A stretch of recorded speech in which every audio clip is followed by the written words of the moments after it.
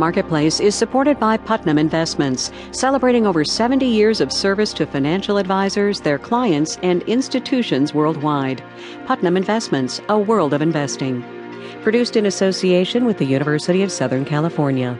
With all the big news yesterday, the BP oil leak finally, hopefully, coming to an end, the financial regulation bill passing the Senate, you may have missed the part where Goldman Sachs pays a $550 million fine to the SEC.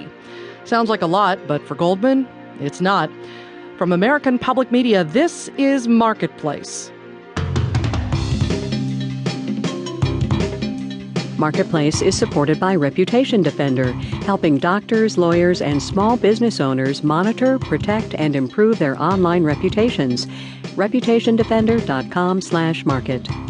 And by Ally Bank, committed to customer service. At allybank.com, visitors can chat online with a customer care associate 24/7. From the Frank Stanton Studios in Los Angeles, I'm Tess Vigland in for Kai Ryssdal. Thanks for joining us on this Friday. It is the 16th day of July.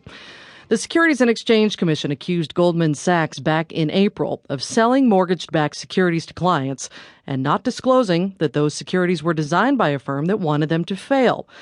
This was supposedly the case that would signal new toughness on the part of government regulators. But for Goldman, $500 million is lunch money.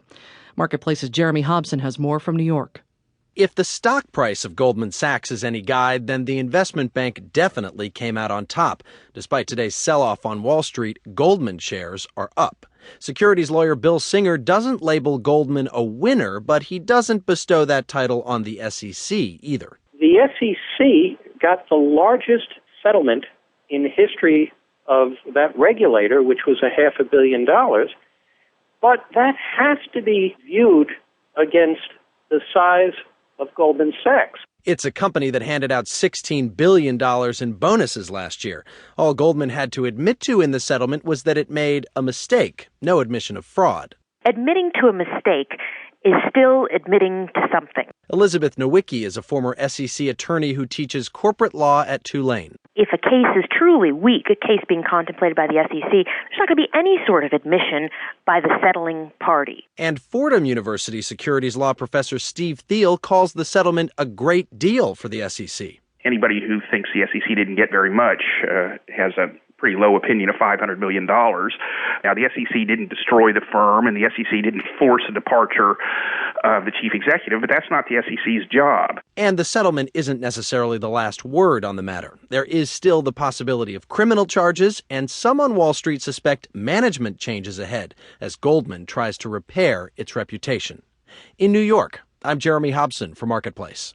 If you were driving down a desert highway in Arizona late last night, you witnessed something big.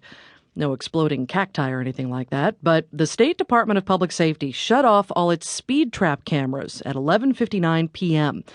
It's back to old-fashioned patrol car enforcement, despite the fact that the cameras reduced speeding and brought money into the struggling state's coffers. Eve Tro reports. The Arizona legislature spent $20 million to install speed cameras on state roads where there were lots of accidents. The cameras catch anyone going more than 10 miles over the speed limit. Arizona State University economist Tim James says the cameras greatly reduce speeding, but he says many drivers don't think that's the point.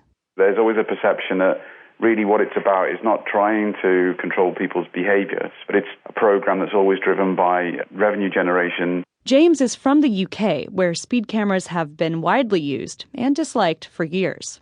Speed cameras are referred to as state money boxes or piggy banks. In Arizona, the cameras have brought in much less money than expected. The program collected about $78 million in the past 2 years, less than half of what the government predicted. Russ Rader is spokesperson for the Insurance Institute for Highway Safety. He says decreased revenue shows the program is working. So the camera programs may generate a lot of tickets initially, but that revenue tails off as the cameras slow drivers down. Rader says calling the cameras a sneaky way to tax citizens is just a ruse for what's really going on. Lots of